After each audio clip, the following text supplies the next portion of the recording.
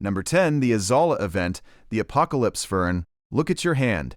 Picture a tiny aquatic weed that fits right on the tip of your pinky finger. A ridiculous little water fern. The kind of green gunk you'd find in a backyard pond and just scrape off with a stick without a second thought. Now, hold on to your seat. That exact same pathetic little plant almost froze the entire planet solid. It wasn't a mountain-sized asteroid screaming out of deep space at 40,000 miles per hour. It wasn't a supervolcano blotting out the sun with 1 billion tons of ash. It was a fern, smaller than a dime, and literally nobody talks about it. Welcome to number 10 on our list, the azolla event. To understand the sheer audacity of this weed, we need to set the time machine back about 49 million years. Forget everything you know about the globe today. Earth was running on what climatologists call greenhouse mode. The global thermostat was permanently stuck on uncomfortably tropical. Atmospheric CO2 levels were somewhere between 4 and 8 times higher than they are today. You know the Arctic Ocean? The place you picture full of polar bears, icebergs, and freezing temperatures? Forget it. 49 million years ago, the Arctic was basically a giant, lukewarm resort spa. The ocean there was warm, shallow, and almost completely landlocked. It acted more like a colossal freshwater lake sitting at the top of the planet than an actual salty sea. The weather at the poles was the equivalent of a modern subtropical rainforest. There were crocodiles swimming in the Arctic. There were palm trees growing in Alaska. Let me repeat that. Palm trees in Alaska. It was an absolute paradise for reptiles and heat-loving plants. And it was in this giant, heated pool that our protagonist was born. Azolla arctica. Now, azolla had a biological superpower that was honestly a cheat code. In warm, nutrient-rich, fresh water, it could double its biomass every 2 to 3 days. It didn't just grow, it exploded. It looked at that cozy Arctic Ocean, saw that nice lid of fresh water floating on the surface with absolutely no waves or salt to ruin the vibe, and thought, it's free real estate. And it became a carpet. Not a bath mat. A massive, choking green blanket that covered the entire Arctic Ocean from coast to coast. And it didn't just do this for a quick summer break. This green madness lasted for about 800,000 years. In geological terms, that's just a long holiday weekend. But for the atmosphere, it was a logistical nightmare. How do we know this? Because scientists drilled deep into the frozen seafloor of the Arctic, pulling up core samples of sediment from hundreds of feet down. And what did they find in that 49 million-year-old layer? Not scattered fossils. They found a solid, continuous, massive slab of pure compressed azolla. Hundreds of feet of it. This fern didn't just visit the Arctic.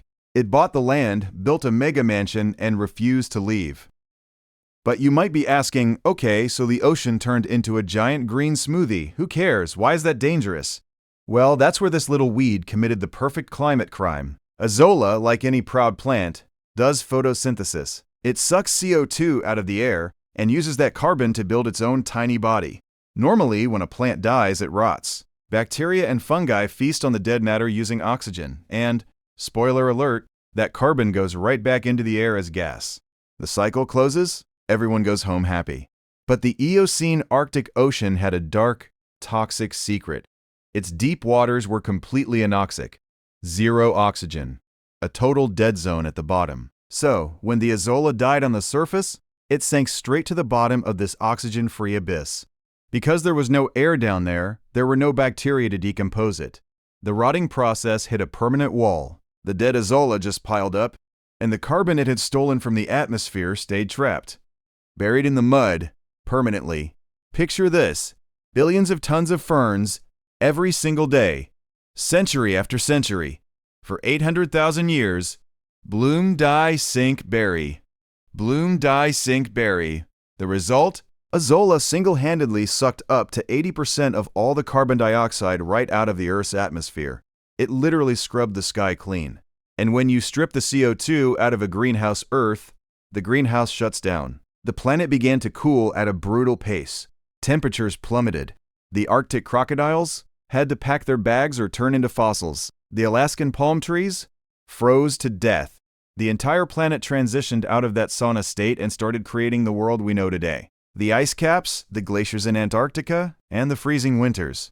The cooler, drier modern world that allowed mammals, and eventually humans, to evolve, started because of a rogue fern. It completely rewrote the planet's climate operating system quietly, leaf by leaf, without a single witness. There was no cinematic Hollywood explosion, just a tiny weed doing what weeds do, until the poles turned from lush green to frozen white. Azolla eventually vanished from the Arctic when the oceans reconnected. Salinity rose, and the climate became way too cold even for her. She literally froze herself out of her own empire. It's a wild story, right? A prime example of how life can hijack the machinery of the world.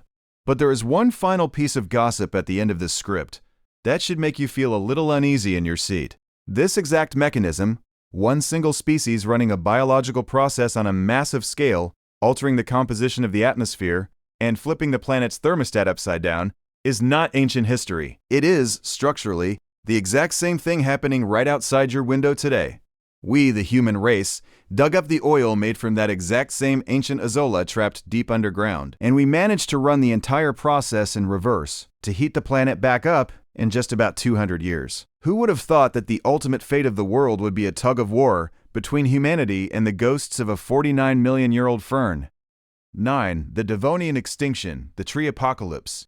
If you thought it was insane that a tiny fern froze the planet back at number 10, buckle up, because number 9 proves that the plant kingdom has some serious behavioral issues. About 375 million years ago, Earth went through one of its big 5 mass extinctions. 75% of every single species on the planet just vanished from the map. So who was the ruthless killer this time? A rogue asteroid? Supervolcanoes? Nope. It was trees. More specifically, the evolution of deep roots and forests. Veggies conquered the land, and as a side effect, they choked the oceans to death. Yeah, go ahead and hug a tree today, but just remember, its ancestors have a pretty wild criminal record. To understand how the ultimate landscaping project destroyed the world, we have to look at the Devonian period. Scientists call this era the Age of Fishes. The world belonged to the oceans. They were massive, packed with colossal coral reefs, and dominated by bizarre monsters like Dunkleosteus, a terrifying predatory fish with literal bone armor on its head the size of a tank. Marine life was living its absolute best life. Meanwhile, back on land, plants were finally venturing out of the water. Before this, land was just bare rock and sad, boring moss. But during the Devonian, plants had a revolutionary idea. They invented wood and deep roots. For the first time in history, the planet got real forests. Tall, majestic trees started covering the continents. It looked beautiful, like the birth of a green Eden. Except nature does not forgive bad math. The roots of these new trees were powerful. They started digging deep into the bedrock looking for water and stability. And when you hammer away at solid rock for millions of years, you smash it. The evolution of roots accelerated what scientists call chemical weathering on a scale the world had never seen. Basically, trees pulverize the solid crust of the continents into soft soil and dirt. And guess what happens when it rains on a planet covered in fresh, loose soil packed with brand new plant nutrients? The rain washed the continents clean. That monumental flood of dirt, minerals, iron, phosphorus, and nitrogen was dragged straight into the rivers and dumped right into, you guessed it, the oceans. The forests gave the sea a massive nutrient overdose. They dumped so much fertilizer into the water that the oceans simply couldn't handle it. If you've ever seen a neglected backyard pool turn into a green, slimy bowl of pea soup, you already understand what happened to the Earth. This flood of runoff triggered a phenomenon called global eutrophication. Marine algae looked at that endless buffet of phosphorus and nitrogen coming from the land and thought, it's party time. They multiplied by the billions, trillions, covering the surface of the oceans like a toxic green blanket of apocalyptic proportions. And what's the problem with an ocean covered in algae? When that absurd amount of algae dies, it sinks. And for microbes and bacteria to decompose that mountain of dead organic matter, they need a little thing called oxygen. Bacteria started working double shifts at the bottom of the sea. They consumed so much oxygen trying to digest the dead algae that the water completely ran out of air. The oceans of the entire world turned into a giant, suffocating, anoxic dead zone. It was a mass asphyxiation. The fish, the corals, the armored tank monsters, nobody could breathe. 75% of marine life was suffocated to death because the trees on land were growing too fast. And to make things worse, these same forests were sucking so much CO2 out of the atmosphere for photosynthesis that they triggered, guess what? A massive global cooling event and a severe ice age right after. So, if you didn't suffocate in the warm, oxygen-deprived water, you froze to death when the glaciers advanced. The Devonian extinction lasted for millions of years, divided into several pulses of death. It wasn't a quick smash and grab. It was a slow, agonizing trap set by evolution itself. Life on land flourished, and by doing so, it almost murdered life in the sea. The reason the Devonian sits at number 9 is that even though it was brutal and wiped out the coral reefs of its time, it cleared the board. It was the end of the age of fishes, but it opened the door for amphibians and reptiles to finally claim the land. The trees committed a crime of biblical proportions. The planet changed forever, and the oceans took an eternity to bounce back. 10% of global biodiversity went out the window at number 10 with the fern. 75% vanished here at number 9 with the first trees.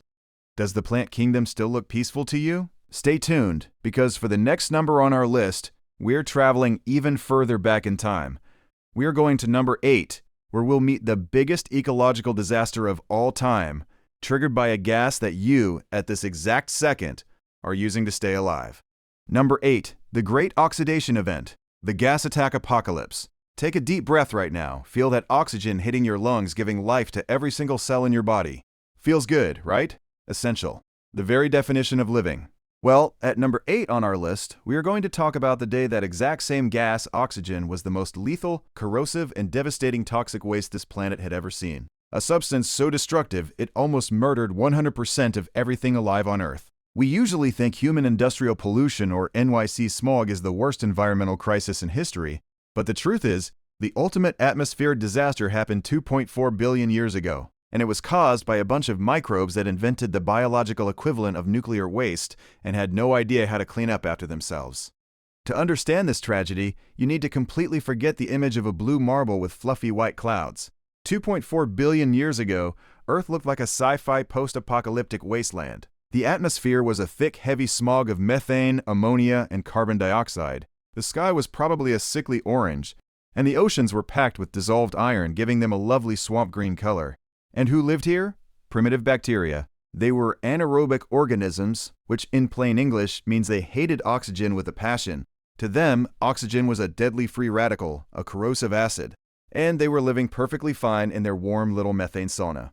Until a group of microbes decided to start disrupting the market. Cyanobacteria, floating around in the oceans, developed a brand new revolutionary biological hack, oxygenic photosynthesis. They learned to use sunlight and water to generate energy, and as a byproduct, as the chemical poop of this process, they started releasing a gas, oxygen. At first, the planet handled the blow. The ocean was so packed with iron that the oxygen released by the cyanobacteria reacted with it immediately and sank, creating massive mountains of rust on the seafloor. The planet had a natural filter, except cyanobacteria were unstoppable. They were the microbially evolved equivalent of McDonald's. They multiplied on a colossal scale, opening franchises in every square inch of the ocean, working 24/7 shifts, and pumping oxygen into the seas for millions of years. Eventually, all the iron in the world rusted out. The filter broke, and then the oxygen began leaking into the atmosphere. Imagine you're a primitive bacterium, minding your own business in your cozy methane puddle, and suddenly the air starts filling with a highly reactive, corrosive, flammable gas. The oxygen started chemically burning the cells of the organisms at the time. It literally melted cell membranes and shredded their DNA. For the biosphere back then, the Great Oxidation Event was the equivalent of a global mustard gas attack. It was a silent, invisible massacre. Almost all life on Earth went extinct simply because it couldn't tolerate the toxic air polluted by cyanobacteria. It was the first true mass extinction in history, and it came with the ultimate irony. The killer was the very air itself. But oxygen's cruelty didn't stop there. It didn't just suffocate the planet's natives. It attacked the Earth's geology. The atmosphere at the time was kept warm by methane, which is an incredibly potent greenhouse gas. Think of it as a super thick winter blanket. When oxygen invaded the sky, it reacted with the methane, triggering a chain reaction that destroyed the planet's thermal blanket, turning it into carbon dioxide and water. The greenhouse effect collapsed. Earth's temperature didn't just drop a little, it plummeted into catastrophic territory. The entire planet was thrown into the longest and most severe ice age on record, the Huronian glaciation. Earth became a solid space ice cube for tens of millions of years. The oxygen killed off the poison microbes on the surface, and for the few that hid in the deep, it tried to freeze them to death. The Great Oxidation Event, it is the ultimate example of how life can be its own worst enemy. But it is also the only reason you have a functioning brain to listen to this today. The few survivors of this gas holocaust were the hardcore microbes that learned to tolerate and, eventually, use that exact same poison to generate energy way more efficiently. Our entire existence depends on the toxic waste that almost wiped Earth off the map billions of years ago.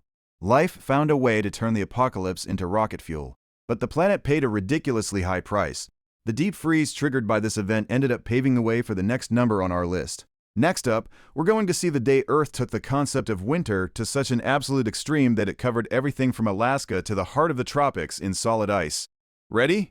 Number 7. Snowball Earth, the total frozen lockdown. About 717 million years ago, Earth didn't just have a regular ice age. The planet straight up broke its own thermostat, shut off the furnace, and became a giant cosmic ice cube floating through the vacuum of space. Welcome to the Snowball Earth period. This was the exact moment our planet came closest to becoming a completely dead frozen rock, much like Europa, that creepy ice-locked moon of Jupiter.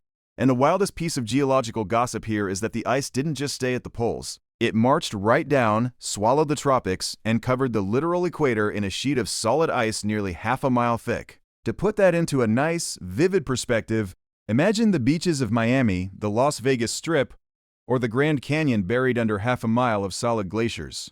That was the vibe of the entire planet. And this global deep freeze didn't just last for a rough winter, it lasted for 50 million years. So how exactly did Earth get itself into a mess this bad? Well, it all started with a disastrous combo of geography and, of course, our usual suspects, living organisms. Back then, the continents weren't scattered like they are today.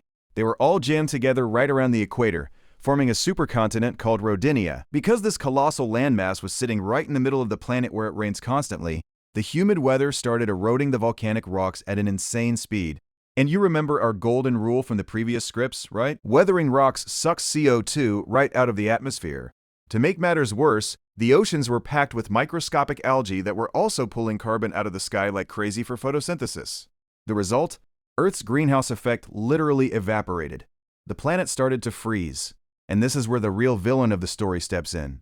A monster of pure physics with a name that sounds like a cartoon supervillain. The albedo effect. The albedo effect is just basic common sense physics. Dark surfaces like the blue ocean absorb sunlight and heat. Bright surfaces like ice and white snow act like a giant mirror and reflect that sunlight right back into deep space. As the planet started cooling down, the polar ice caps grew and began creeping down toward the equator. And that's when the system broke. The more the ice advanced, the more sunlight it bounced back into space. The more sunlight it bounced back, the colder the planet got. And the colder it got, the more ice formed. Earth trapped itself in what scientists call the ultimate feedback loop, an apocalyptic vicious cycle. Once the ice crossed a specific geographical tipping point, physics took the wheel and there was no turning back. The ice ran through the planet like a white virus, and within a blink it covered the entire globe. The oceans froze solid all the way to the bottom. The atmosphere got so cold and dry that it literally stopped raining. The world became a silent, white desert for 50 million years. Microscopic life was almost entirely wiped out, surviving only in tiny pockets of boiling water near deep-sea hydrothermal vents. So you might be asking, man, if the planet turned into a giant mirror reflecting all the heat and it was completely locked in this loop, how did we ever break out of it? The hero that saved the day was the Earth's own burning stomach, volcanoes. Volcanoes do not care if the surface is frozen solid or if there's a polar bear walking by. They kept grinding away beneath the ice, spewing out tons of lava and, most importantly, carbon dioxide into the atmosphere. Normally, rainfall washes CO2 out of the sky. But remember how I said it stopped raining because the planet was bone dry? With no rain to clean the air, the volcanic CO2 just built up and up and up in the atmosphere for millions of years. The greenhouse effect came back with a vengeance, like a massive punch to the face of the ice. When the ice finally began to melt, the transition wasn't a cute little springtime thaw. It was a planetary thermal shock wave. The planet went from absolute zero to one of the hottest, most hyperactive summers in global history. The massive meltdown triggered colossal acid rainstorms and hypercanes that whipped the oceans for thousands of years. Snowball Earth takes our number 7 spot because it was the ultimate cliffhanger in the history of life.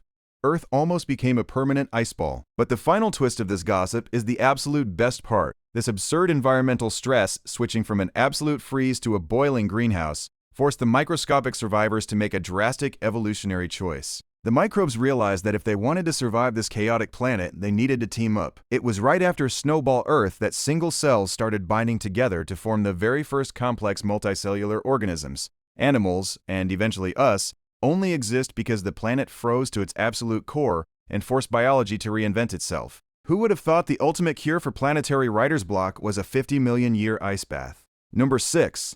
The Ordovician extinction. We've made it to number 6 on our list. And this is where Earth decides to officially open the Big 5 Mass Extinctions Club.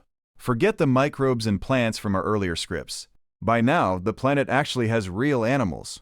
Complex, bizarre creatures, but they were packed with a powerful will to live. And how does nature welcome complex life to the stage? With a brutal 1-2 punch combination that wiped out 85% of every single species on Earth. Welcome to the Ordovician extinction about 443 million years ago. The event that proved that in the video game of evolution, the planet loves to rewrite the rules right in the middle of the match just to make you lose your save file.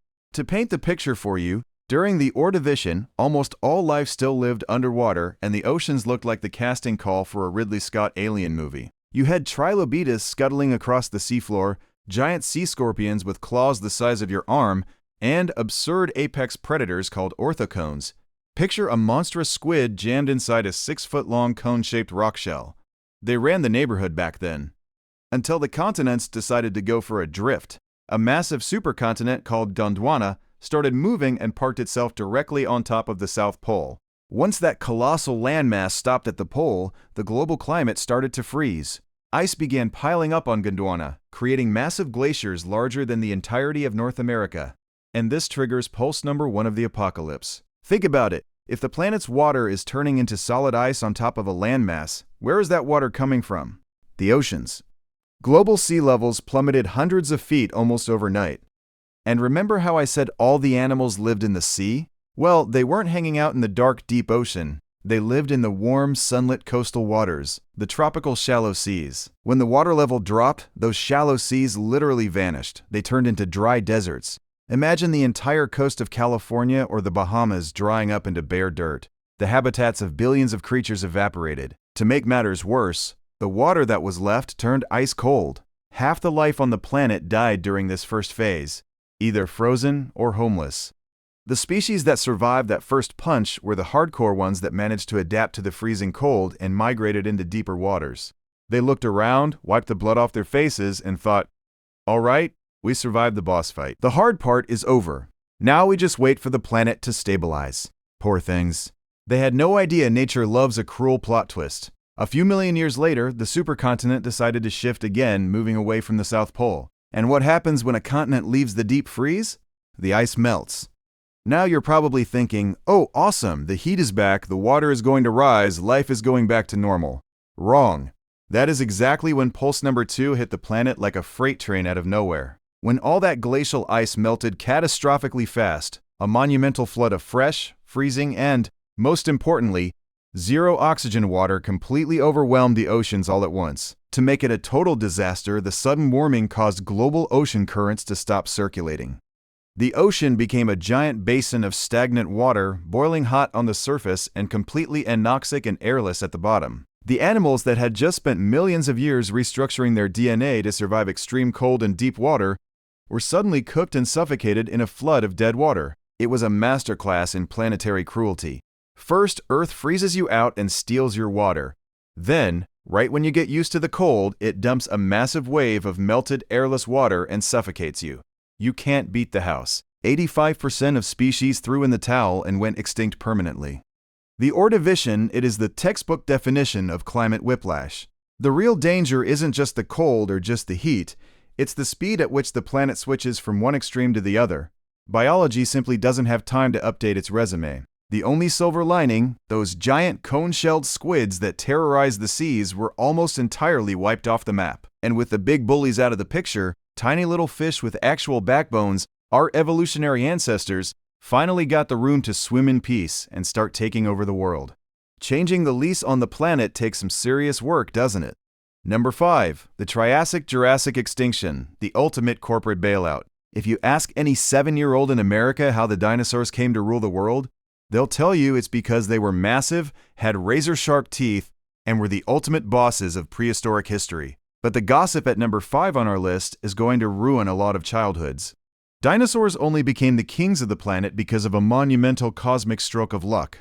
They were quite literally saved by the bell of an apocalypse that wiped out 76% of all species on Earth and completely liquidated their corporate competition. Welcome to the Triassic-Jurassic extinction about 201 million years ago. The event that proves that sometimes in evolution, talent means absolutely nothing compared to being in the right place at the right time. To set the stage for you, by the late Triassic period, dinosaurs already existed. But honestly, they were losers. They were small, scrawny, and spent their entire day running for their lives so they wouldn't turn into a mid-afternoon snack. The real rulers of the world were the cruotarsans, the ancient ancestors of modern crocodiles. Except these weren't lazy river gators, they were massive, lightning-fast land monsters that ran on 2 or 4 legs and dominated the top of the food chain. Dinosaurs were just living in the ghetto of evolution. Until the supercontinent of the time, Pangaea, decided to break up. When Pangaea began splitting down the middle to eventually form the Atlantic Ocean, it opened up a monstrous geological wound in the Earth called the CAMP, Central Atlantic Magmatic Province. Picture a rip in the Earth stretching from modern-day Canada all the way down to Brazil, spewing out open sheets of lava non-stop for hundreds of thousands of years. This wasn't a cute little volcano erupting in Hawaii. This was the literal floor of the planet turning into a biblical sea of liquid fire. This absurd amount of volcanic activity pumped billions of tons of carbon dioxide and sulfur dioxide into the atmosphere. And by now, you know the drill. You choke the air with greenhouse gases and the climate goes psycho. The planet went through an ultra-fast, severe global warming spike. The oceans got so hot and acidic that global coral reefs collapsed almost entirely. And as if the boiling heat wasn't enough, the volcanoes would also release sudden pulses of sulfur that temporarily blocked out the sun, creating short freezing volcanic winters right in the middle of the heat wave. It was an insufferable climate whiplash.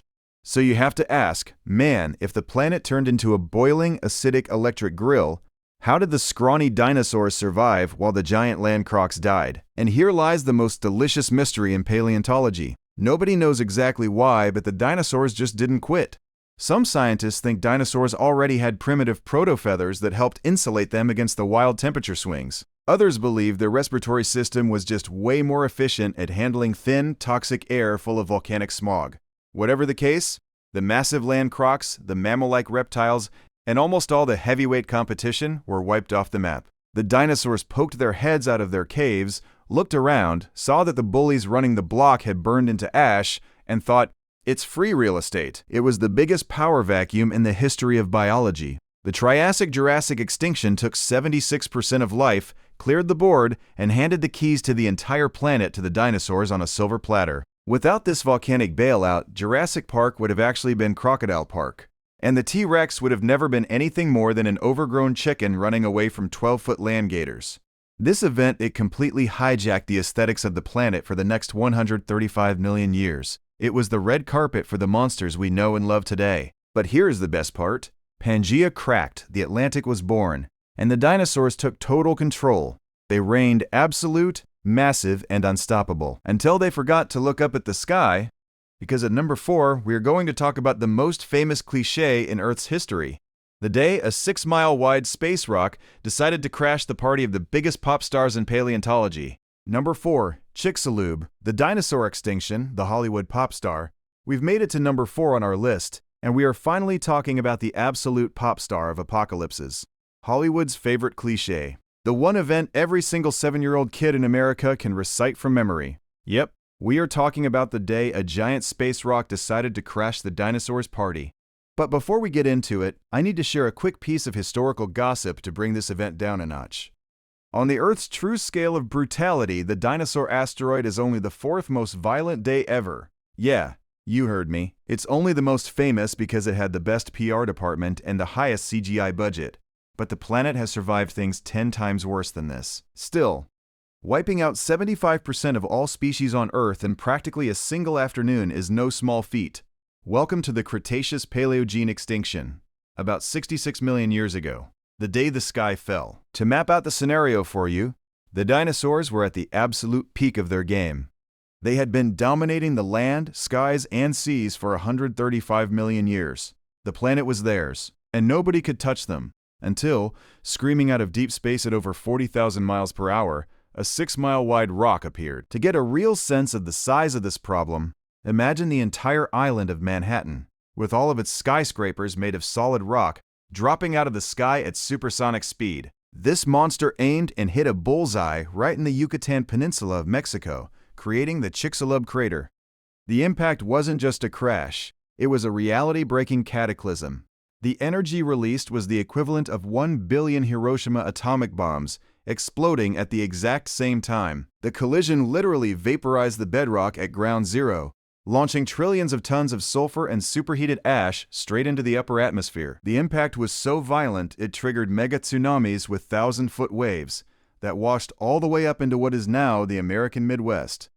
Magnitude 11 earthquakes, which basic physics can barely calculate, made the entire planet jiggle, like a bowl of jello. But the real terror wasn't the initial blast, it was what happened over the next few hours. That mountain of vaporized rock that got launched into space started falling back down through the atmosphere. As it re-entered Earth, the bits of glowing stone acted like billions of tiny incandescent shooting stars. The air got so hot that the atmosphere basically turned into a giant global pizza oven. Scientists estimate that within hours, forests all over the world just spontaneously combusted. Half the planet was on fire at the exact same time. And after the fire came the pitch-black darkness. The leftover dust and sulfur created a thick, black curtain in the sky that blocked out 90% of all sunlight. The planet entered what science calls a nuclear winter, and this global blackout lasted for years. With no sun, the plants died. With no plants, the massive herbivorous dinosaurs, like Triceratops, starved to death. And with no herbivores, the apex carnivores like the T-Rex ran out of food and died right after. It was a domino effect of death, running at light speed. So you have to ask, man, if even the T-Rex got turned into ash and dust, how did anything survive to tell the tale? Well, here is the secret reason why you and I are sitting here today. The golden rule for surviving the asteroid was be small, eat garbage, and live underground. Basically, the only land survivors were a bunch of primitive, weird mammals that looked like New York subway rats. They spent their days burrowed deep into holes, eating dead bugs, seeds, and roots that resisted the nuclear winter. The dinosaurs spent 135 million years being the kings of the universe, but when the sky collapsed, the planet was inherited by the prehistoric equivalent of the rat in your garage. The mammals crawled out of their holes, looked at the giant, charred skeletons, and thought, the neighborhood is clean, the house is ours. Chicxulub is at our number 4 spot because, despite being the most cinematic apocalypse ever, it was merciful. It solved the problem fast. It wasn't like that slow million-year agony the plants caused in our earlier numbers. It was a meteoric punch that reset the globe and cleared the path for us. But if you think a 6-mile-wide asteroid is the absolute peak of climate danger for human history, just wait until you see the number 3. We are going to meet the day a comet exploded in the sky, froze the world in a matter of weeks, and almost wiped out the very first human civilizations from the face of the earth. Number 3, the Younger Dryas, the sudden deep freeze. We've officially made it to the top 3 on our list. And this time, the gossip is personal. Forget the dinosaurs. At number 3, our direct ancestors were the ones caught in a real-life apocalyptic survival movie overnight. Welcome to the Younger Dryas about 12,900 years ago. The day Earth turned the global freezer to max capacity in a matter of decades, wiping out the Ice Age megafauna and almost deleting the human race, before we could even invent writing. Here's the setup. The last major ice age was finally ending. The planet was warming up and humans were thriving. In North America, the rock stars of the block were the Clovis people, incredible hunters who shared a backyard with mammoths and saber-toothed cats. Life was getting easy until the global system shattered. The leading theory for what triggered this is the cosmic impact hypothesis. A massive comet fragmented and exploded in the atmosphere right on top of the giant ice sheet covering North America. The blast melted billions of tons of glacial ice in a matter of days. And here is a shocking, ironically true fact. This monumental flood was so massive and global that it left permanent scars in human memory. The story of Noah's Ark and the Great Flood, found in almost every ancient culture on Earth, matches the exact timeline of this comet's destruction. This flash flood of fresh water rushed into the Atlantic Ocean and straight up shut down the global ocean conveyor belt that brought heat up from the tropics. The planet's central heating system stalled. The climate whiplash was terrifying. Earth was violently thrown right back into a deep freeze in a matter of years. Temperatures plummeted by as much as 20 degrees Fahrenheit in less than a decade. Imagine being born in a mild climate, and by the time you're an adult, your backyard is literally Alaska. This freeze locked the planet down for 1,200 years. The mammoths couldn't handle the sudden drop in vegetation and starved. The entire iconic megafauna was wiped off the map.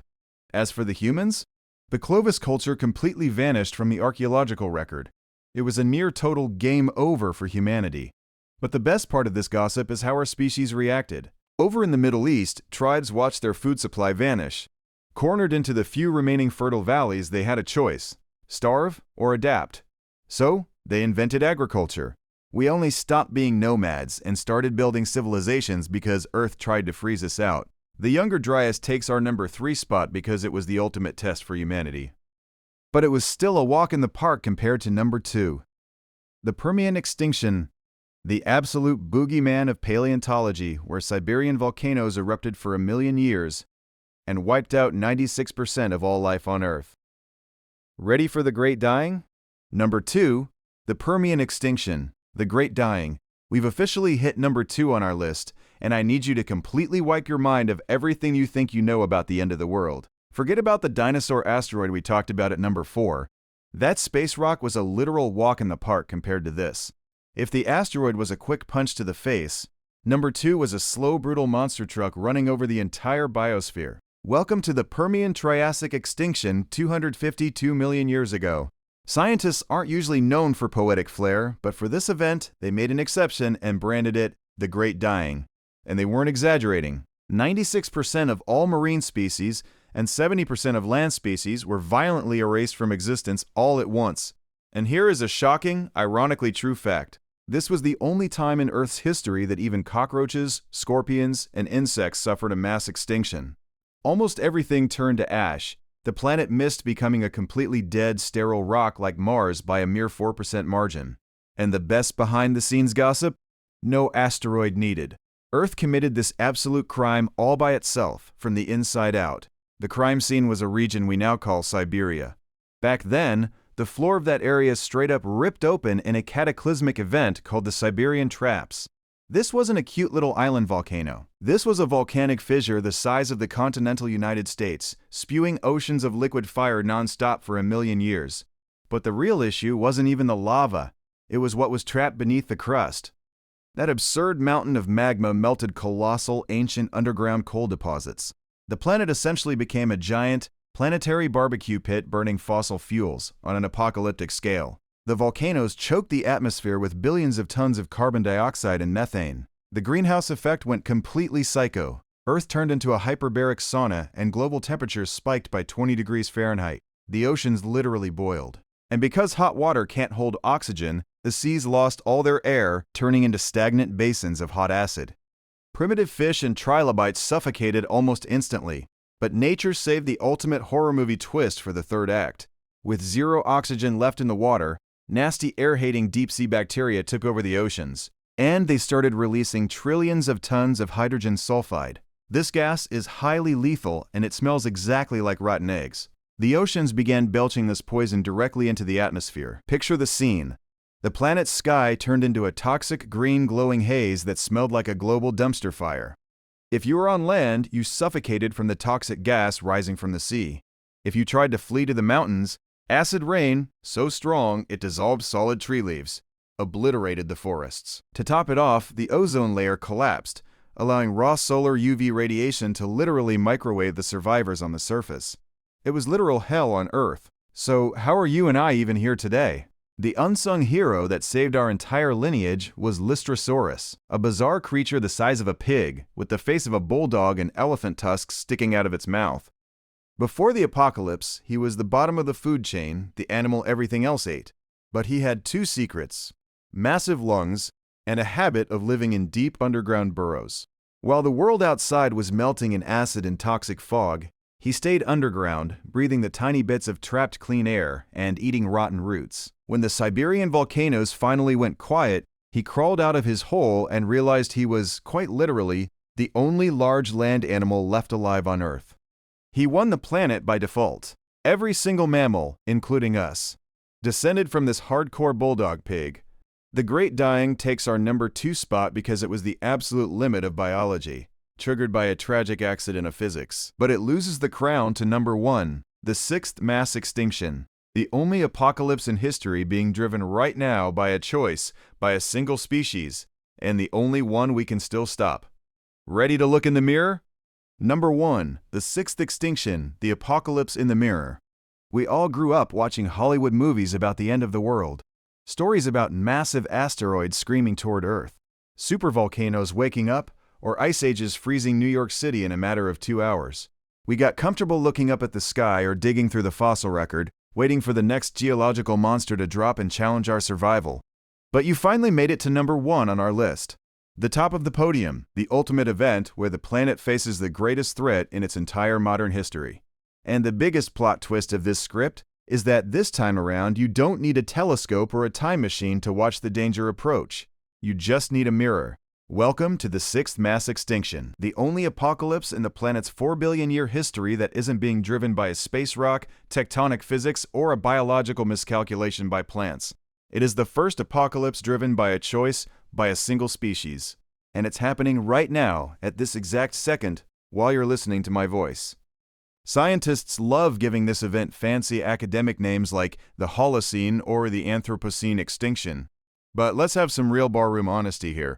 The actual name is humanity's footprint. We spent the last 9 numbers on this list watching nature play dirty. We saw the Chicxulub asteroid vaporize the dinosaurs at number 4, and the Siberian traps slow-cooked 96% of the planet at number 2. Those events were unspeakably brutal, but they had one thing in common. They took thousands to millions of years to fully unfold. The human race managed to fire up the engines of the sixth extinction in just about 200 years. In geological terms, we aren't a slow climate shift, we are the fastest, most efficient asteroid to ever smack this planet. Ever since we figured out how to dig up and burn fossil fuels during the Industrial Revolution, we started pumping CO2 into the atmosphere 10 times faster than the worst supervolcanoes in Earth's history. The species extinction rate today is anywhere between 100 to 1,000 times higher than nature's normal background rate. We are ripping pages out of the Book of Life faster than science can even read the titles. And how exactly are we pulling this off? We aren't doing it by dropping nukes everywhere. No, we're doing it by doing what we do best. Building strip malls, parking lots, and mega warehouses. Taking up space. We slice up entire continents by building superhighways, bulldozing tropical rainforests to plant massive soy crops, and bombarding the oceans with billions of tons of plastic. And if you want a bizarre reality check on how we've completely hard-coded the planet, if you look at the weight of all mammals on Earth today, 96% of that weight is purely humans and our livestock. Actual wildlife, every elephant, lion, whale, and monkey combined, makes up a measly 4%. We literally institutionalized biology. Remember that toxic anoxic dead zone the trees created back at number 9 by flooding the sea with topsoil runoff, causing a nutrient overdose that suffocated all the fish? We do the exact same thing today. The Gulf of Mexico now features a seasonal dead zone with zero oxygen that grows to the size of New Jersey, driven purely by agricultural runoff and industrial sewage. We took the absolute worst highlights from the last 500 million years of planetary history, packaged them into a single bundle, and decided to run every single disaster episode at the exact same time, in the exact same season. Ocean acidification? Check. Lightning-fast global warming? Check. Mass habitat destruction? Check. Homo sapiens is the new Siberian traps. So you probably sit back, look at your coffee, and think, man, what a depressing script. Did you drag me all the way through this list just to give me a moralistic guilt trip before I go to bed? Of course not. I brought you here because this is number 1 for a much deeper and surprisingly highly optimistic reason. Think about it. Lystrosaurus couldn't tell the Siberian volcanoes to shut up at number 2. The Clovis people had absolutely no way to redirect the comet that triggered the Younger Dryas freeze at number 3. And the dinosaurs didn't have a space program to blow up the Chicxulub asteroid at number 4. Those creatures were just helpless victims of cosmic and geological gears they didn't even know existed. We are the only species in the history of the world that knows exactly what it's doing. We have the data on our screens, we have the thermometers. We know exactly where every single one of these dominoes is going to fall. And if we are the asteroid that started the clock on this apocalypse, that means we are also the only ones with a hand on the pause button. The sixth extinction sits at the very top of our list because it breaks the pattern of everything Earth has ever experienced. This isn't an inevitable tragedy of raw physics. It's a maturity test for our species. Remember the ultimate irony of the azolla fern all the way back at number 10?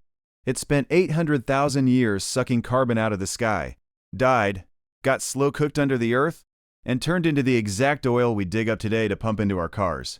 The ultimate fate of the modern world has become a giant game of tug-of-war between human intelligence and the ghosts of a microscopic fern from 49 million years ago. The fern changed the world running on the blind autopilot of evolution. The question left to close out this list is simple. What are we going to do now that our hands are actually on the steering wheel of the planet? The stage is ours, and the end of this script is still being written.